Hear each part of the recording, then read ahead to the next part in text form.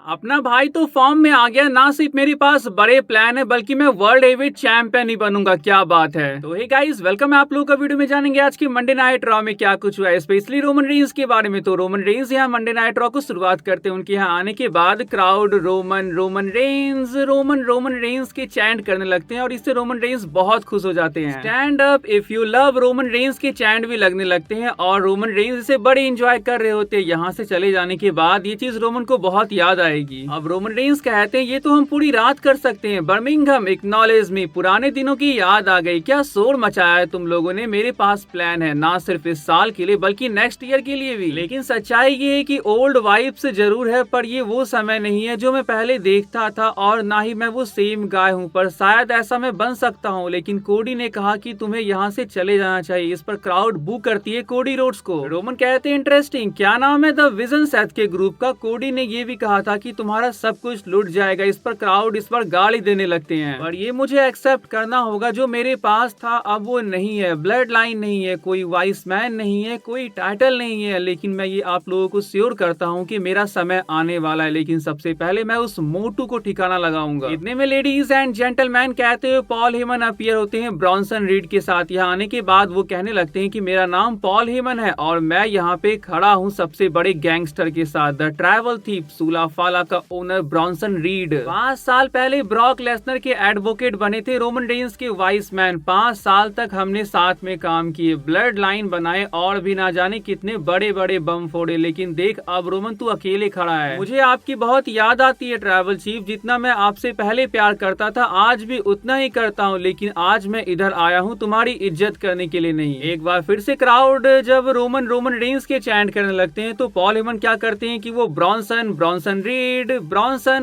Read के chant लगवाने लगते हैं। लेकिन आपको लगता है कि क्राउड का कोई बंदा रोमन रेंस के नेम को छोड़कर ब्रॉन्सन रीड के नेम को लेने वाले थे। तो यहाँ पॉल हेमन कहते हैं कि तुम्हें मेरी जरूरत है रोमन रेंस कहते हैं dumb S, shut your mouth है बेवकूफ, अपना मुंह बंद कर। संडे को क्लैश इन पेरिस में मैं तेरा हाल बेहाल करने वाला हूँ ब्रॉन्सन रीड। ब्रॉन्सन कहते हैं रोमन रेंस कोई इज्जत नहीं होगी तुम्हारी, तुम वेल एजुकेटेड सिविलाइज समोअन हो। मैं ऑस्ट्रेलिया से आता हूँ, देखो इस टैटू को, मैंने इसे अर्न किया है, मैं असली समोअन हूँ। रोमन कहते हैं क्या, एक मिनट, ये समोअन है? अगर तू समोअन है तो ये मुझे किसी ने बताया क्यों नहीं? तब तो तू हमारी ही गली का कुत्ता निकला। अभी तो चल ये सब ठीक कर, मेरे जूते वापस कर, माफी मांग मेरे लोगों से और मेरा टाइम वेस्ट करने के लिए मुझे एक्नॉलेज कर। ब्रॉन्सन रीड कहते हैं अगर मैं आ गया तो तुझे एक्नॉलेज करना होगा ट्रैवल थीफ को। हे। रोमन कहते हैं लगता है मुझे ही जाना पड़ेगा इस आलसी के पास। रोमन यहाँ से दौड़ते उधर से ब्रॉन्सन रीड आते और यहाँ क्लैश हो जाता है इनके बीच। ब्रॉन्सन रीड अगेन रोमन के जूते चुराने की कोशिश करते। रोमन डे उनके फेस से मारते, साले तेरे बाप ने खरीद के दिए जो तू हर बार मेरे प्रीमियम जूते को चोरी कर लेता है। इनकी फाइट को रोकने के लिए रेफरीज एंड सिक्योरिटीज आ जाते हैं पर यहाँ पे ब्रॉन्सन रीड रुकने वाले नहीं थे। वो सुनामी के लिए जा रहे थे पर रोमन रेंस का सुपरमैन पंच लगता है उन्हें। ड्राइव के साथ रोमन रेंस ब्रॉन्सन रीड को ढेर कर देते हैं। फिर किसी तरह से ये मामला शांत होता है। लेकिन अभी तो हंगामा शुरू ही हुआ था। आज के मेन इवेंट में LA Knight versus Bronson read का मैच होने वाला था। मैच से पहले बैक स्टेज सेथ रॉलिंस कह रहे होते हैं कि मैं सही था जो मैंने इसे विजन में ऐड किया। ये है जो रोमन रेंस का अंत करेगा और तू वो 100% करेगा। और मेरा कुत्ता आज एले नाइट को कुत्ते की मौत मारेगा। वो क्लैश इन पेरिस तक सही सलामत पहुंच ना पाए, ये तेरी जिम्मेदारी है ब्रॉन। थोड़ी बहुत बातचीत यहाँ भी हो रही थी। जे उसो वर्ल्ड हेवीवेट चैंपियनशिप वापस जीतने की बात कर रहे होते हैं रोमन रेंस के सामने। रोमन का कहना होता है कि किसी पर भरोसा करने की जरूरत नहीं है, खास करो सीएम पंक पर। अपने बारे में सोच फिर देख कैसे वो टाइटल तेरे पास आती है। ये सिर्फ मेरा पर्सपेक्टिव था, बाकी जो करना है वो तेरे ऊपर है। अब रोमन रेंस यहाँ से जाते जाते क्या करते हैं कि वो पहले तो ब्रॉन ब्रेकर पे अटैक करते हैं। इसके बाद ब्रॉन्सन रीड को सुपरमैन पंच मारने के बाद अरीना से निकल जाते हैं। रोमन जाते नहीं कि एले नाइट अपना मेन इवेंट का मैच यहीं से स्टार्ट कर देते हैं। वो बैक स्टेज से ही ब्रॉन ब्रेकर को मारना शुरू कर देते हैं। रिंग में आने के बाद ऑफिशियली ये मैच स्टार्ट होता है। थोड़ी देर तक बहुत सही चलता है लेकिन इसके बाद क्या होता है कि सेथ रॉलिंस यहाँ पे डिस्ट्रैक्ट करने के लिए आ जाते हैं एले नाइट को, जिस वजह से ब्रॉन ब्रेकर इस मैच को जीत जाते हैं। मैच के बाद सेथ रॉलिंस अटैक करते हैं वापस से एले नाइट के ऊपर। जे उसो आते हैं, वो थोड़ा बहुत कोशिश करते हैं लेकिन सेथ रॉलिंस का पैडिग्री उन्हें लगता है। अब जे उसो को बचाने के लिए सीएम पंक की एंट्री होती है। उनके आने के बाद सेथ रॉलिंस और ब्रॉन ब्रेकर रिंग छोड़ते हैं। सेथ रॉलिंस और ब्रॉन को भगाने के बाद सीएम पंक क्या करते हैं कि वो एले नाइट को नांगते हुए जे उसो की हेल्प करते हैं खड़े होने में। अब भाई ये चीज ऑब्वियसली एले नाइट को अच्छी नहीं लगती है। वो सीएम पंक के साथ बहस करने लगते हैं। जे उसो समझाने के लिए आते हैं तो एले नाइट उन्हें धक्का दे देते हैं। मौके का फायदा उठाते हुए ब्रॉन ब्रेकर रिंग में जाने की कोशिश करते हैं लेकिन सेथ रॉलिंस उन्हें रोकते हैं कि भाई तू मत कुछ कर, वो खुद मर मिटेंगे। गुस्से में सीएम पंक जीटीएस के लिए एले नाइट को उठा लेते हैं लेकिन एले नाइट बच जाते हैं। तो यहाँ पे क्या होता है कि जे उसो सुपर किक मारते हैं एले नाइट को इसके बाद क्या होता है कि जे ऊसो सुपर किक ठोक देते हैं सीएम पंक को भी, और भाई यहाँ पे जे ऊसो ने रोमन रेंस की एडवाइस एक्सेप्ट कर लिया। ये देख सेथ रॉलिंस यहाँ पे बहुत खुश दिखाई देते हैं। आपने देखा होगा Roman Reigns clash in Paris के पोस्टर बॉय होते हुए भी मेन इवेंट में नहीं है। ये थोड़ा अजीब नहीं है क्या? रोमन रेंस ब्रॉन्सन रीड को हरा के किसी तरह मेन इवेंट में एंटर करते हुए वर्ल्ड हेवीवेट चैंपियनशिप के कार्ड में ऐड हो सकते हैं और चैंपियन बन सकते हैं। लेकिन गाइस ये ऐसे नहीं होगा। जब इतने टाइम बाद रोमन वर्ल्ड चैंपियन के मैच में ऐड होंगे तो WWE से अलग तरह से बिल्ड करेगी, ट्राइबल चीफ शाही अंदाज में चैंपियन बनेंगे। नेक्स्ट वीक के स्टार्टिंग में ये होगा और इसकी गारंटी मैं आपको देता हूँ। Finn Balor versus AJ Styles का क्लासिक मैच हमें देखने को मिलता है। एजे स्टाइल्स इस मैच में जीत जाते हैं। अब डोमिनिक को कौन बचाएगा? Dragon Lee versus JD McDonagh के मैच में डोमिनिक को रोकने के लिए एजे स्टाइल्स हमें बीच मैच में देखने को मिलते हैं। जेडी मैकडोना को हराते हुए ड्रैगन ली इस मैच को जीतते हुए अपनी लूजिंग स्ट्रीक को खत्म करते हैं। आज back stage Adam PS Dominik Mysterio versus AJ Styles का मैच कंफर्म कर देते हैं नेक्स्ट वीक के लिए फॉर द इंटरकॉन्टिनेंटल चैंपियनशिप। और पीछे खुशी देखो फिन बैलर की। पैंटा वर्सेस कोफी किंगस्टन के मैच में जो काम ग्रेसन वॉलर नहीं कर सके, जेवियर वुड नहीं कर सके, आज वो कोफी किंगस्टन ने कर दिया पैंटा को हरा के।